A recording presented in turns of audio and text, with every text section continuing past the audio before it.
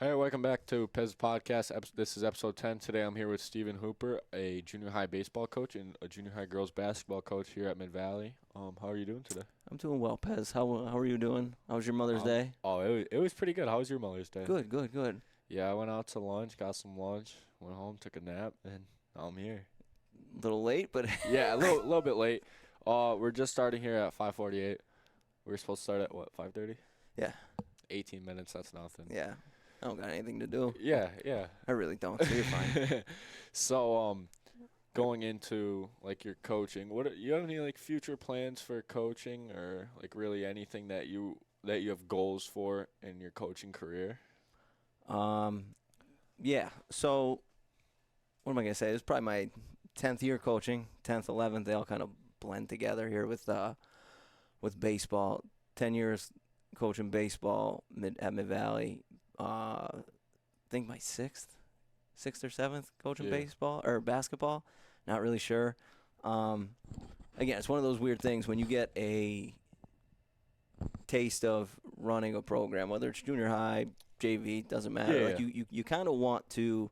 Well, someone like me, I never thought I wanted to be a head coach. But then when Coach Shevchik moved up to varsity and I had to take over junior high baseball, I kind of liked the aspect of, coming up with practice plans Yeah. and game planning. And not that you're going to do anything completely different than what goes on at the varsity level, but Yeah. you kind of have things that you want to, play around with or manipulate. And then, hey, maybe it works here. Yeah. Hey, you run it by, your head coach and see how it works. So not so much on the baseball end do I want to be a head coach, but I surely would like to be a head girls basketball coach at some point in the future. I'm at the point where I've talked to people about potentially putting in for jobs when they come up. Again, it's got to be the right fit. Yeah. Obviously, there were Yeah, a couple yeah. jobs open this cycle. Yeah. They were a little farther away, like Honesdale, Mountain View, which is the state runner-up in single A. But it's like I'm also the kind of person that wants to build it. Yeah, You know what yeah, I mean? yeah, Like yeah. I don't want to. Yeah, absolutely. Like, all right, you could go to Dunmore, and Yeah. you could, if Carrie Toomey left Dunmore, you could go in there, and Dunmore's Yeah. already built. It's an Yeah, established yeah, program. yeah, absolutely. But yeah, definitely something in the future I would like to do. I don't think I have plans of doing being a baseball coach right now, but definitely I would like to be a girls basketball head coach at some point. Yeah. Now you mentioned before like your game plans and everything for junior high. Now like what's like your biggest what's your biggest takeaway from coaching younger kids? Like obviously they're all 7th and 8th grade kids.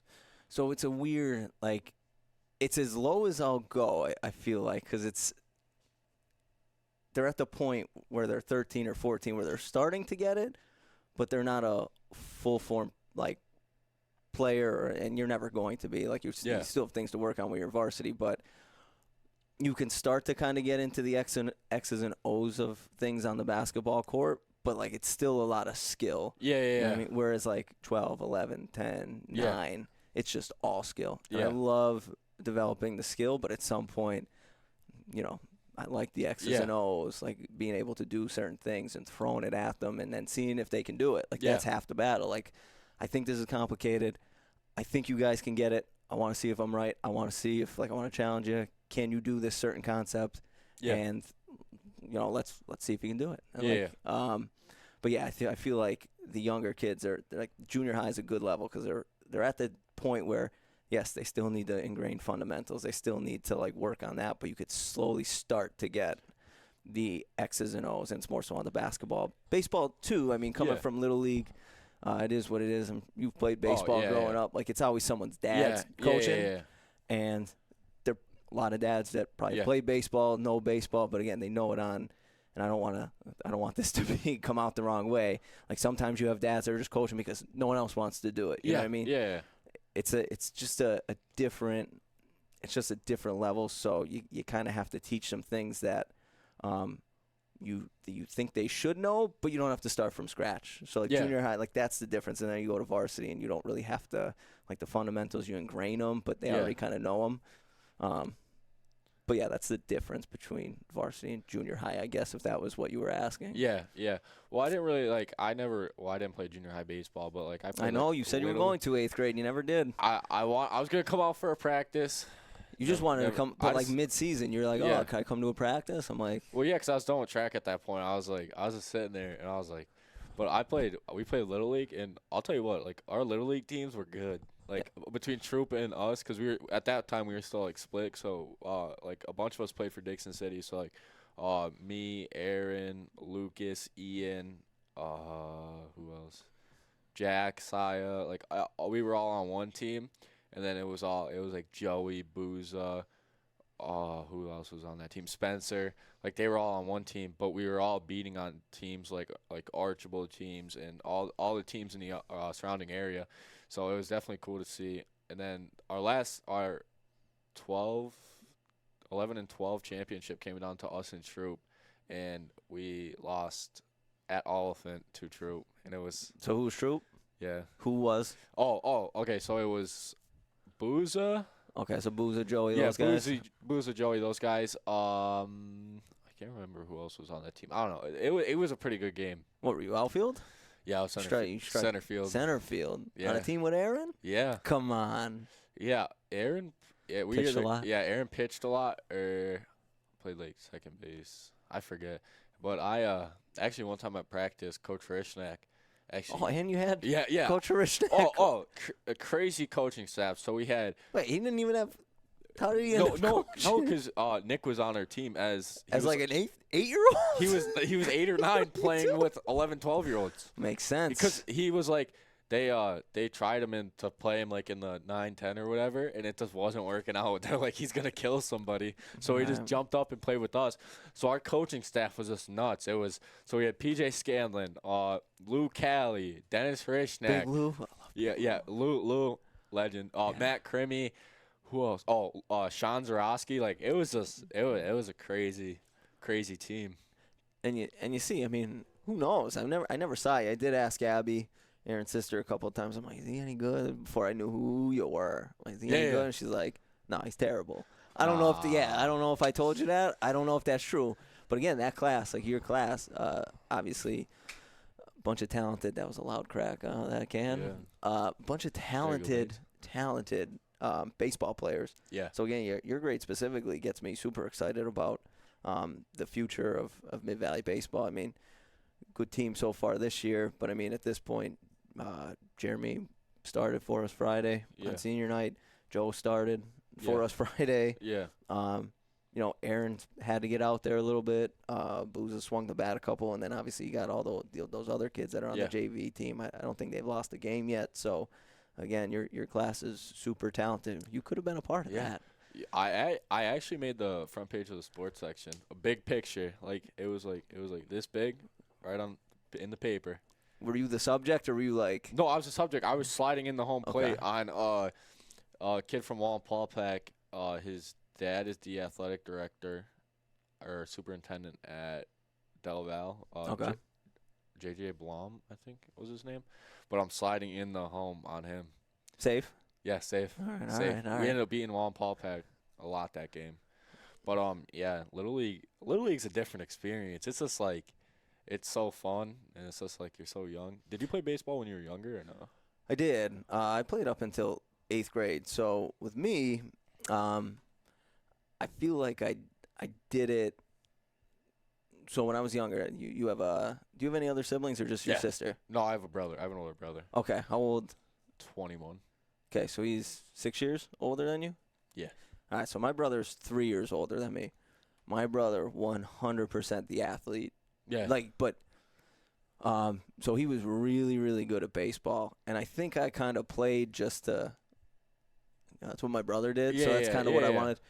Not good, not like like even a little bit. So I played up until 8th grade, and then that was also the year I kind of started playing basketball. Also, not really, really good at basketball, but I fell in love with basketball. Obviously, still in love with basketball. Just love that sport. So then it was like I'll spend more time kind of doing that as opposed to baseball. But Yeah, I think I played up until 8th grade, but it was more so just because I kind of wanted to be like my brother when I was Yeah. younger, much like most Yeah. younger Yeah, brothers yeah, want to yeah. do. You know what I mean? Yeah. Now, what really got you into basketball? Was it the coach, or was it kind of just like the game itself? So I had a lot of friends. So I was gonna play in 7th grade. I'm like, I've never played before. Didn't play. Again, it was one of those things when you become a junior high coach. It's the craziest thing. Like I had one girl this year. Like she came to an open gym, and then when she found out there weren't going to be cuts, she's like, all right, I'll play. All right? Yeah. So it's almost like the same thing. 7th grade, my buddy's like, oh, you should play. No, like I won't make the team, so I'm not even going to try. And then 8th grade, I'm just like, I think it might have been like, there's no cuts. It's a 7th Yeah. and 8th grade team. Yeah. All right, I'll play. And at that point, I was starting to get into college basketball. And then, I fell in love with the X's and O's, the work ethic, the running, the defense. Again, like, okay, I can't shoot the ball. Like, I'm a big J.J. Redick guy. I can't shoot the ball like J.J. Redick. I could do some other things. Yeah. And again, I had some coaches.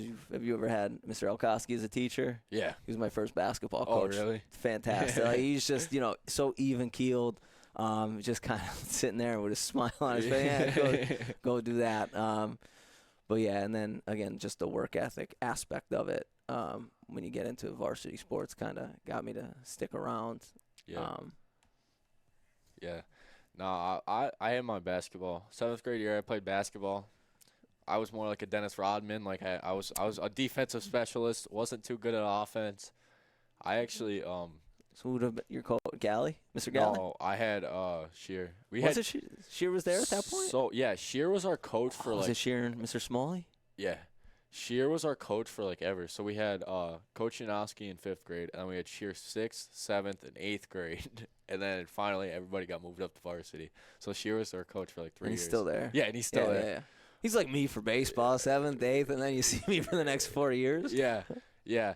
But I actually in our scrimmage, Shear decided. I think I started it. We were at Valley View, and I ended up tackling a kid, and he pulled me out, and it was just that's why I knew wrestling was my sport. It was like the beginning of the year, and then I was like, I tackled Jeffrey Wasilchak from Valley View, Okay. and that was Shear wasn't that mad. He was just kind of confused why I tackled him, and I don't know. That's when I realized like football, wrestling, that's more physical sports. I was like, that's it. So what do you think, like you were saying before with like your programs and everything, how you coach, what do you think your like coaching style or your the best way you coach is? Like, are you more of like a hands-on, or like are you kind of more of like I'll show you like everything, go through it, or like how do you really, what's your coaching style? So, again, I'm very, very in the weeds. Like, there's certain things. So I'll take baseball, for example, especially with junior high. So it's me and your last guest, Coach Kaharski. I know that, like, I'm not going to be able to teach a kid how to swing a baseball bat like Brendan can. So, Brent, like, I'm not even going to say anything to these kids. Like, if I see something, I'll say, but, like, just, again, teach them how to swing. Like, I don't even want to step on your toes when it comes to that. Like, you go, like I said, but defensively, especially with, like, the fundamental stuff of it, I love that part of it. Again, game of inches, just like everything else. So, a good angle in baseball, whether you're in the infield or outfield, could be the difference between making a play or not. Again, very, very, very big on emphasizing points like that. So, again, it's something like that. If we're working on something specific like angles, like I'm going to make sure it's angle. And I'm going to tell you, like, I don't care if you go and make the play, you take a bad angle, I'm going to let you know about it, right? And it's to the point where I always have to tell the kids, because I'm like, maybe they probably like, why is he got to say the same thing over and over and over again? I said, listen, I always try to bring it back to this is super important. Like, this is how you're going to make the majority of your plays, like taking a good angle, good fundamentals. So I always preach it, but I'm going to show you what I want you to do. And then if you're not doing it even kind of correctly, I'm going to let you know about it. Not to the point of I want to nitpick you or I want to make you feel bad. I just want to remind you, especially like 13 and 14-year-old kids, boys, girls, don't matter. Like, again, like, it's very tough to keep their attention. So you kind of have to say things over and over again. Yeah, right? Like you yeah. just kind of have to remind them.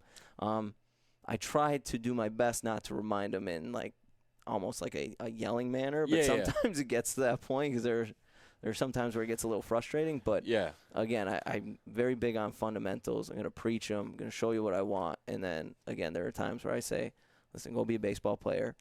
Go be a basketball player.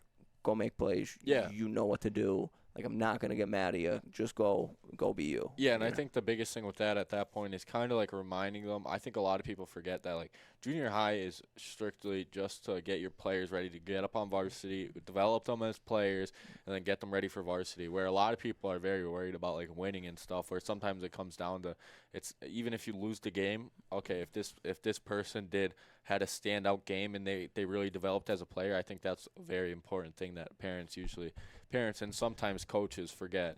Yeah, it's like right now with baseball, like this is our last week. We're in a PNC tournament, so we got a couple more practices. Couldn't be prouder of the guys. Like from start to finish, every season I coach, doesn't matter what it is. The goal is the same. Junior high, like we need to be better at the end than we were at the beginning. Yeah. So far, individually, these guys are so much better than they were at the beginning of the season, and it shows. And I'm exactly like what you just said. Yeah. Do I want to win? Yeah. Competitor. Yeah. But again, I'm not going to sacrifice, again, the ultimate goal, which, again, it's learning things like how to be disciplined and how to work. But at the end of the day, we can go undefeated every year on junior high. It doesn't matter. If we don't get up to the varsity level and we're not equipped to handle what the varsity level has to throw at us, and we're not winning league titles or district titles, like what do we do? Like it doesn't matter that you went undefeated on the junior high level. It's just not. Again, if you could do that and then carry that up to the varsity level and make that program successful, then we did our job on the junior high level. Yeah. But and even if discipline, like you could be my best player, student athlete first. So if you do something stupid in school, right? Now that I work in school, I get a phone call. Well, Pez, I got, Mr. Elkowski called me, like, well, you got written up. You're not playing today. Like, it could be our biggest game. I don't care. You're not playing. Like, and it's, again, for you as the athlete, like, you need to learn, like, did you let your team down? Absolutely. And you need to kind of understand that you let your team down, but it's the only way you can grow from it. You know what I mean? You make the mistake, you got to learn the lesson from it. And again, that's something that will help you so you don't make those mistakes on the varsity level or as you get older. Yeah, I think that's definitely because, I mean, sometimes people get a little bit cocky, you could say, and they're kind of like, oh, well, I'm an athlete, and they kind of use that as an excuse, and it's like, I definitely think that's like the right play. Like, if you get a write-up or something, you shouldn't be able to play or you shouldn't be able to do that just because, like, then it shows, like, oh, it's okay, I will get a write-up, and then I can still play tonight. It doesn't matter. But yeah, I think that's very important, and you're developing them as a person too in general. Like if you get in trouble in school, sometimes sometimes you get out of school, you get in trouble a little bit, right? So like learn the lessons now, and it's great being in the school because the amount of times, like I just have access, and it's different. Like you play like a rec league, like little league. Oh yeah, your grades don't matter. No, you can get in trouble. You're still gonna play. Yeah. Right? There's no discipline. That's the best part about this because if I get a call from, I've gotten calls from Mr. Boyd, I've gotten calls from Miss Labs, yep, let me hear it because I'm not going to try to tell you that you're wrong. What my kids do? Let me help them be better people, and in turn, let me help you. Like let's attack this together. Because again, at the end of the day, we're coaches. We want our kids to be better. You know what I mean? Yeah, and I think that's definitely a relationship you should have with the vice principals and with the guidance counselors, just like you're saying, just to take care of it and just develop them as people. Yep. So how do you think the new facilities helped your team? I cannot, we are beyond blessed. And I'll speak for every coach in the program. Like we have to understand that we are super fortunate. Again, beautiful new football field, beautiful softball field. This the pavilion they're building going to be fantastic. It allows us, we're done baseball. Yeah, I think we might be the only team that has played their entire schedule. We don't have any games. That's how softball is. Yeah, we don't have any games. Dunmore, they play a shots. They got 3 they have to make. Like, everyone has games they have to make up. We're done. Yeah. Like, we're sitting on our hands for a week, like, Yeah. before playoffs. Yeah. So, we got to try to schedule a scrimmage or something. But, again, the ability to be able to come out in September and get work in, fundamentals. October, I don't know how much you were around. You started coming around in December with the sports media thing. But, like, Bates was around a bunch in September and October. Like, we'd have 16, 17, 18 kids up on the field just getting in. We'd work out an hour in of like hitting and fielding. Like, that is so invaluable. It's something we've never been able to do.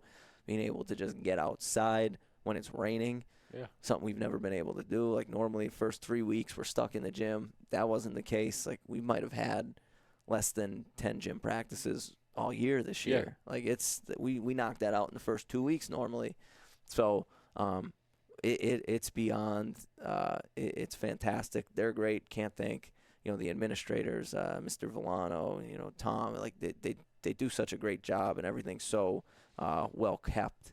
And it's obviously going to do great for all our programs going forward. So, I'm beyond fortunate to coach here and, to have these great facilities, multi-purpose facilities too. So, if one field's, like, if there's a game going on at one field, like, you could still practice like on another. Like, it's it's so fantastic.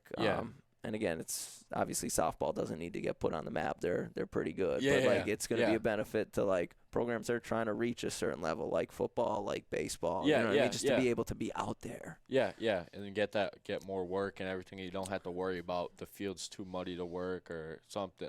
Like you're saying, you guys usually have 10 gym practices within the first 2 weeks. Well, you guys have had less than 10 all year. And it's tough in the gym because, like, you're a track guy, so now we don't have to try to figure that out. Like, it would be, all right, you got to try to figure out how to get track in a gym, and then varsity softball, varsity baseball, junior high, and it was just so tough. And it's just, like, again, I watch up there, I watch softball, they'll have junior high on, and then junior high will be in the cage, and varsity will get on the field. We do the same thing, like, with the lights too, that helps. I mean, now we're able to extend practices. Again, so, like, time, we just extended the amount of time to practice by 2 hours. Like, you know what I mean? So it's just you get so much more work in. It's fantastic. Blessed to be here. You guys should you guys should never take it for granted. Athletes, I surely won't as a coach. I think the coolest thing is like with the football field being turfed and everything now, we were able to have night practices. And it's just there's no better, like, it's not as good as Friday nights when you're, like, under the lights and everything, but, like, those practices are probably, like, the most fun practices you'll have all year. See, you guys were always able to have night practice, but now it's like the lights come on and it doesn't take them 20 minutes to come on. It's like instantaneous. So, like, the work that it would take to have a night practice, I don't blame you why no one ever did. So now it's like, all right, let's turn the lights on, bang. Tom puts them on his phone. Here we go. No, it's definitely very, very lucky to have that. So what do you think, like, compare travel sports to high school sports? Like, what's the biggest difference? It's a great question. We'll use baseball as an example because you coach travel baseball, correct? So, I coach it. Baseball, you coached at the Sandlot before. It's weird. You see it, too. So, travel sports, you have a team. It's a grind. Like, you're playing a lot of games on the weekends, and you practice 2 or 3 times during the week, and it's in the dead of summer, so it's really hot. It's a team, and you go and you play with, like, the same kids, but the atmosphere, it's not like high school sports, and it very much so is, like, individualized. Make no mistake about it.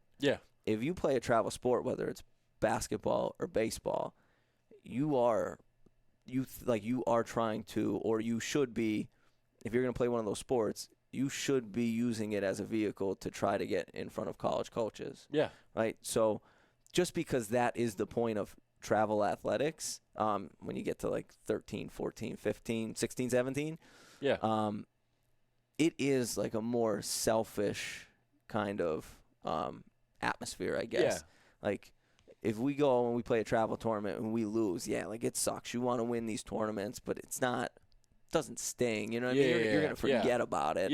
But if you go 4 for 4 and there are college scouts there, like, You're gonna, you know, yeah, the college scouts are coming to talk to Adam Pesanowski, right? So Yeah. it's a little more selfish, right? Stats really do matter. Like, I pitched really, really well. You still need to be a good teammate and do Yeah. all that stuff because college coaches will pick up on that. Yeah. But, again, if you swing the bat really, really well, it is about how you individually perform, right? Like, that is, a big piece of it.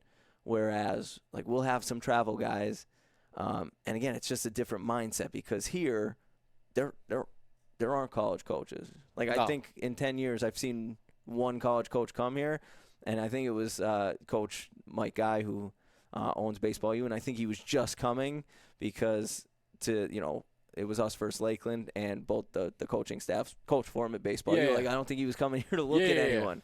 So it's like you have to kind of flip that switch where, okay, I go 3 for 4, we lose. Like, my 3 for 4 doesn't really matter. Like, we lost. Yeah. Again, atmosphere. Like, I was here. You want to play for your school. You want to play for your community. Like, nothing's cooler. Like, I go back and watch. I watch like the softball run from Bates's lens. You know what I mean? Because he was the guy behind the camera, and just like that bus ride, right? You see that like the video that's on the YouTube page. Yeah. Just them going on the bus ride and all the people that were littered and all the people that went to the games. Like, you don't get that in travel. Like, No. it's your parents and some, like, that's not. Yeah. Like, that atmosphere, like you said, Friday nights, like, that atmosphere is Yeah. kind of what you play for. So you want to go out there. You want to win games for your school. Like, you want to be like that guy. You want to get on the front of the newspaper. You want to do things for your program that have never been done. Like, you want to win district titles. You want to go win league titles. Like, you want to go play some state games and maybe win some state games. Just the atmosphere, man. Like, you're there. You don't play basketball. You go to the student section. You cheer for basketball. Some basketball guys don't play baseball. Big games, they'll come out and they'll support. They're there on Friday nights. Like, it's just a different atmosphere, and it's a less selfish version of the game, just because, again, it is a team game. Like, whereas travel, basketball and baseball, like, could kind of be selfish because if you put up a good performance, like, you're there to kind of show out for college coaches at some point, like at a certain age.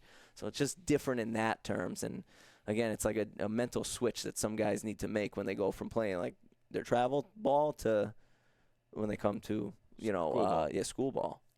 Now, do you think teams that are like bonded together are closer as a team in whole?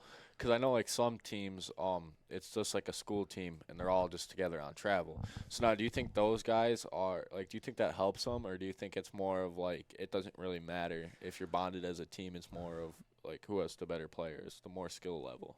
You're saying like, okay, so we take our Mid Valley team and we just start going to play at travel tournaments. Yeah. You know what I mean? Well, not that. Yeah. Well, yeah. It's tough. It'll help.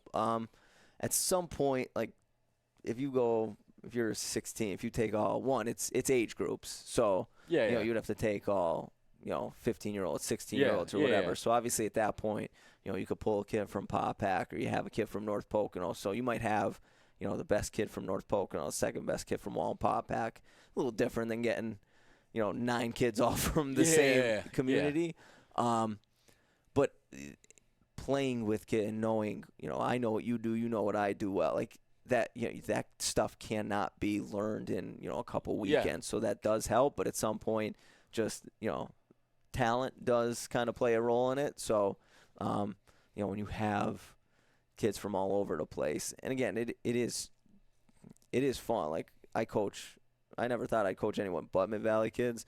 Like, I'll coach kids, I'll have Riverside kids, North Pocono kids, and then you go see them, and it's like, oh, what's going on, coach? And you try to like, you're obviously going to beat them, but you want to have conversations with them after. And like the amount of junior high kids I've had that I'll give tips to after the game, obviously.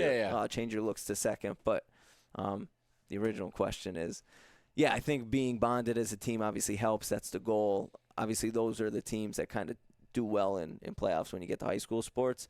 But if you take one of those teams and put them into a travel aspect of it, I do think like just the talent piece of travel will kind of win out over the team that's bonded but all from the same area. If that makes sense. Yeah. I always laugh. I always see like the memes on like Facebook and on TikTok of like the travel moms or like the Yeah. travel dads, and it's just like some of them. I like the travel dads especially. I just look at my dad and I'm like, Dad is so you, because my sister plays travel softball. I'm like, Dad is literally you to a T. It's great. Like what? So what meme? Like give me an example of a meme because I see a bunch of them too. Just because a lot of the stuff I follow is like baseball and Just like even like waking up in the like I don't go to a lot of tournaments, but I'll go to like usually like one or two a year.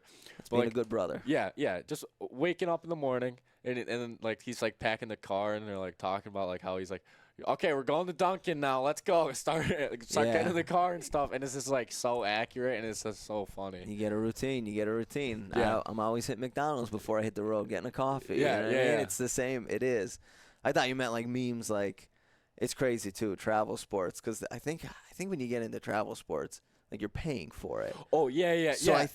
I think everyone, like every parent, like thinks their kid is going to, LSU or Yeah. Alabama or, Yeah. and at some point, no, like maybe your son or daughter is going to play Division II or Division III, but that's really really good because there are a lot of people that you see that Yeah. can't play Division II baseball, can't play Division II basketball, can't play Division III. Like Yeah. it's like you have to be one of the best. You probably have to be the best in your school, and you like to go play Division Yeah. III. You know what I mean? Like not, but yeah, everyone you get to these travel tournaments and they want to tell you about how hard their kids throwing and this Yeah, and yeah. that. It's crazy. Yeah, and even like the ones where it's like the rec ball parents are like, oh yeah, we just got out of practice, and then it's like the travel dad, and he's like, yeah, we've been practicing for 7 hours today. We just flew back from Puerto Rico last night, and it's just like I just laugh. I'm like, Yeah. that's funny. Yeah, it's nuts.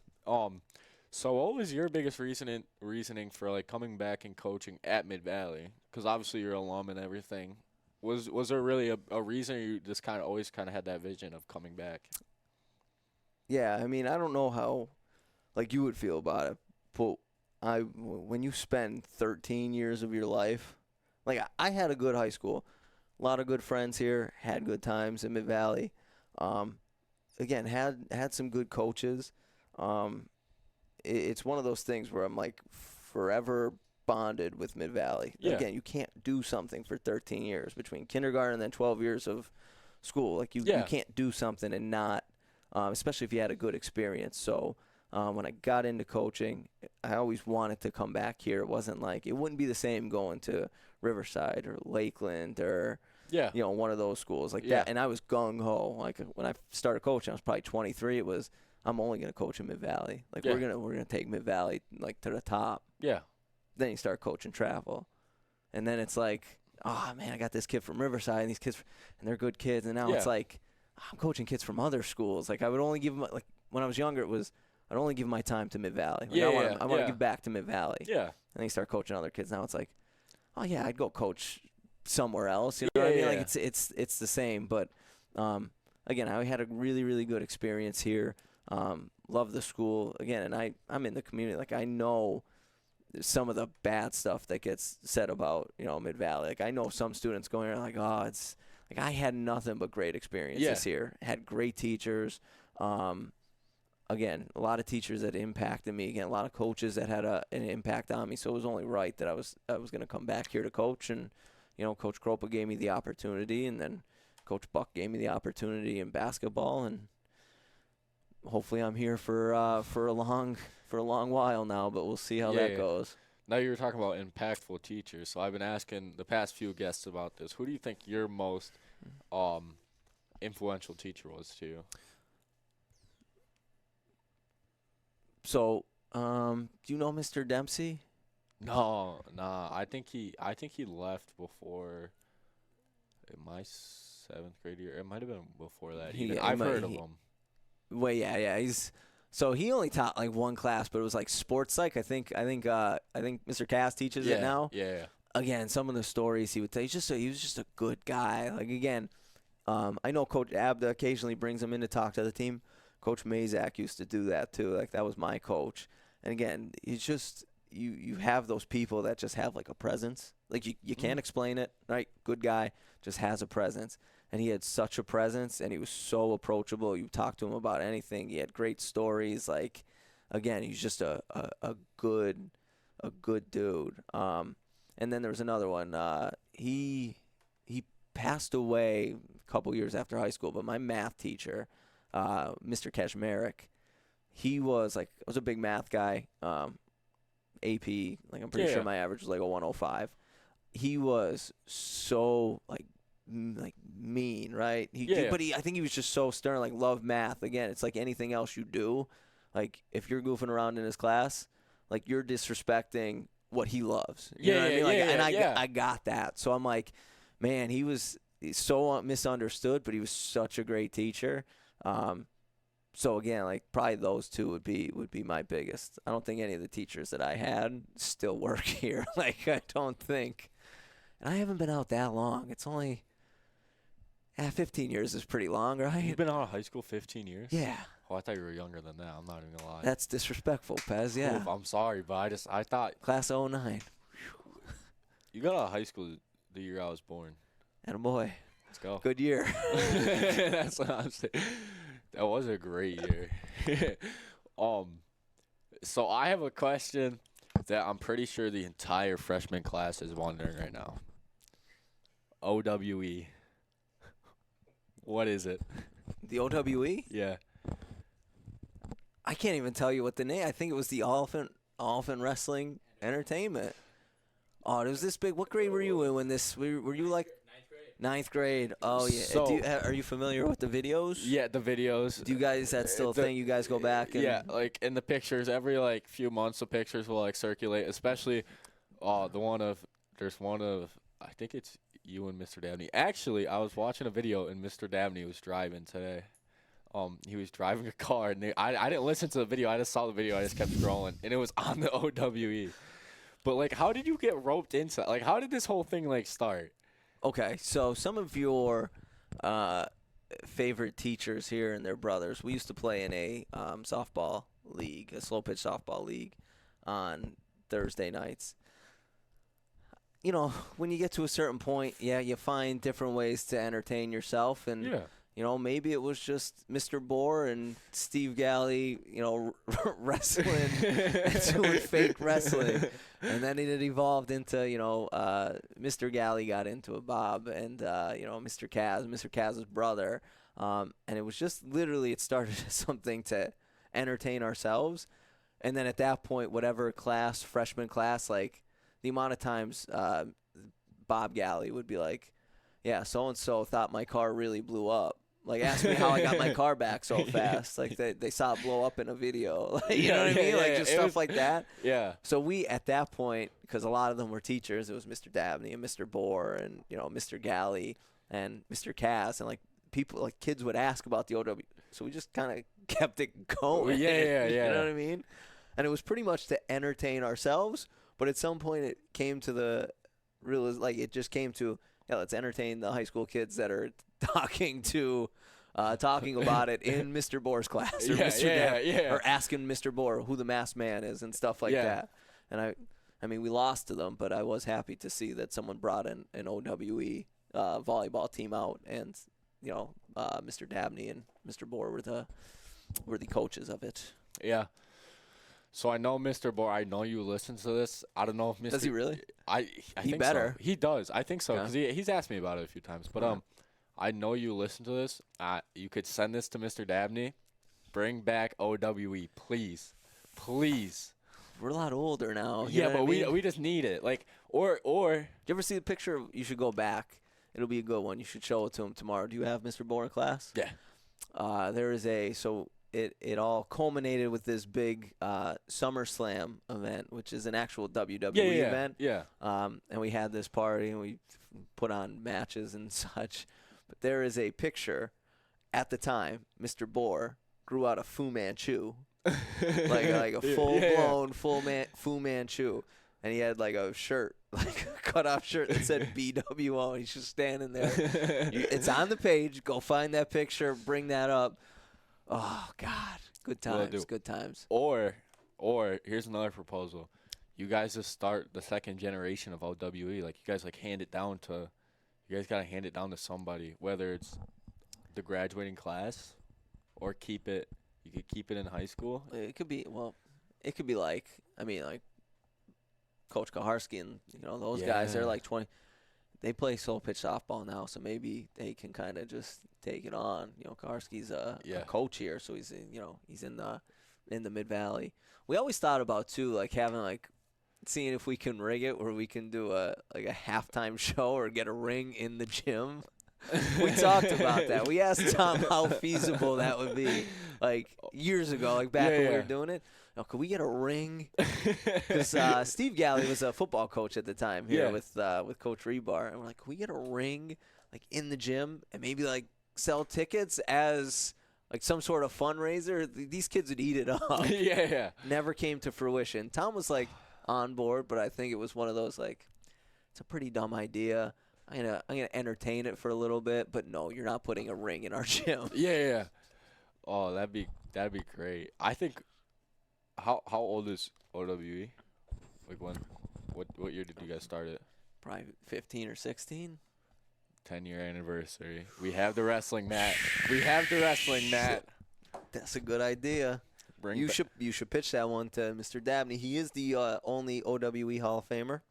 Really? Yep, one and only. So pitch it to him. Pitch it to Mr. Bohr. 10-year anniversary.